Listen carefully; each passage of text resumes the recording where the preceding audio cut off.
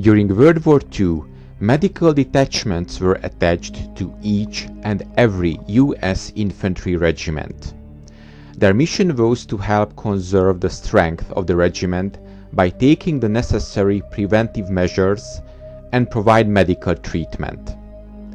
These detachments were responsible for first echelon medical service in combat situations, including emergency medical treatment in the field, removal of battle casualties, and establishment of aid stations for the reception, temporary care, and treatment of casualties.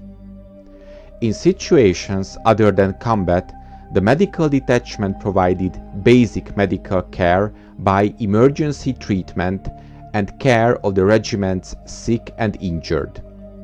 In addition, it was also responsible for routine duties such as physical examination and the proper administration of the detachment. On the march, whether in combat or not, the detachment always rendered emergency medical treatment. 3 company aidmen accompanied each rifle company, that is 1 for each platoon. Each battalion section and the battalion surgeon immediately followed the infantry battalion it supported. Battalion surgeons rode with their organization commanders or their immediate staff. 1 ambulance from the collecting company, the infantry division's organic medical battalion, responsible for second echelon care, was attached to each battalion medical section for the duration of the march. When march casualties occurred, they were either treated by a company aidman and then rejoined their units, or were put in an ambulance, or kept under observation. All the casualties, sick, injured, or disabled personnel separated from their organization were to be tagged by the medical officer. Arms and individual equipment were to remain with the casualty. In order to care for any casualties, collecting posts were often established along the road by the collecting companies. The medical detachment of the infantry regiment had a headquarters section and consisted of the detachment commander, also the regimental surgeon, assisted by a number of non-commissioned personnel for the administration of the section. This commander had dual duties. As a member of the regimental commander's staff, the regimental surgeon acted in an advisory capacity. His main task was to keep his CO informed as to the capabilities of the medical detachment and the medical situation in general. He had to initiate all measures for the prevention and control of diseases. The improvement of physical condition of both officers and enlisted men, the prevention of non-battle injuries, and the reduction of mortality from battle injuries. Based on the unit's tactical plan, he made a medical estimate of the situation and submitted medical recommendations to the CO for the headquarters section and companies. The medical detachment commander was not only responsible to the regimental commander for instruction of all personnel in matters concerning first aid, he also had to report to the next higher medical echelon the medical and tactical situation of this organization. As the senior medical officer present, the regimental surgeon commanded the medical detachment. His responsibilities cover the organization, administration, discipline, and training of the detachment. He had to prepare and submit the required reports and keep the detachment's records. The regimental surgeon was the only person to decide when and where to set up and operate the regimental aid station. He further handled procurement, storage, and distribution of supplies for the medical detachment. Other command duties concerned preparation of the unit's plan for the operation of the headquarters section, as well as drafting the necessary plans for evacuation and treatment of casualties within the regimental area. Each of the 3 infantry regimental medical detachments consisted of 1 headquarters section and 3 battalion sections. The 3 battalion medical sections of the regimental medical detachment had identical organization and functions.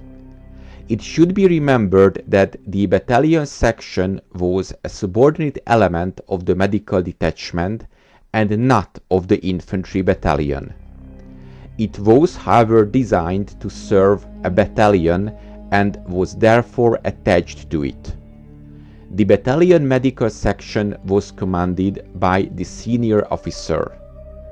The battalion surgeon, also the battalion medical section commander, was immediately responsible to the infantry battalion CO and to the regimental surgeon in his staff capacity, exercising only professional supervision over the battalion's operations.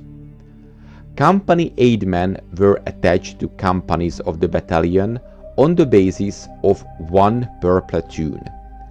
These men were all surgical technicians, and their duties were to give emergency medical treatment either on or off the battlefield, group the casualties in marked and protected places to await the arrival of the litter bearers, direct the walking wounded to the aid station, keep the battalion surgeon informed of the overall medical situation by means of messages carried by the litter squads or walking wounded, fill out and attach the required emergency medical tags for wounded and dead when time and the tactical situation permitted this.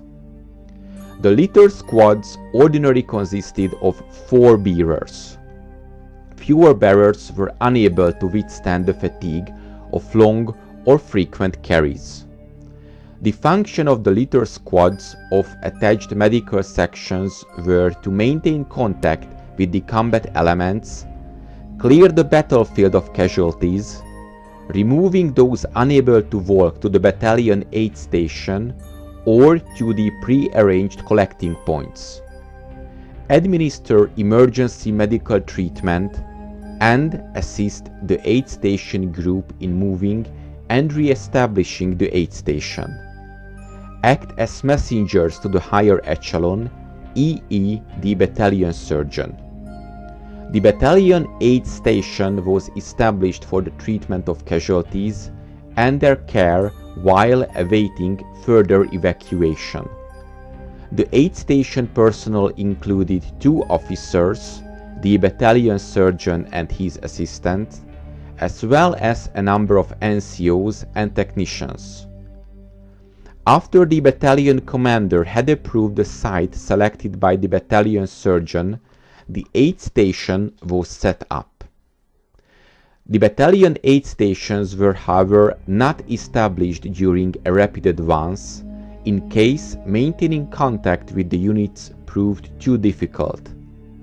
In any case, only that part of the aid station immediately required would be set up, taking into consideration the tactical operation of the unit supported. It was of the utmost importance to select a good site for the aid station with the necessary protection and concealment. Litter carry was to be kept as short as possible. Prompt evacuation and treatment were also important. Protection from the enemy and the elements was mandatory, and facility of future movement to front or rear was to be foreseen. The aid station was the place where casualties were received and treated, and where they could await further evacuation. The aid station consisted of 2 separate sections, dealing with slightly and seriously wounded. Gas casualties were to be treated at some distance from other patients. The battalion surgeon, being in command, assumed all responsibility for decisions and plans concerning this aid station.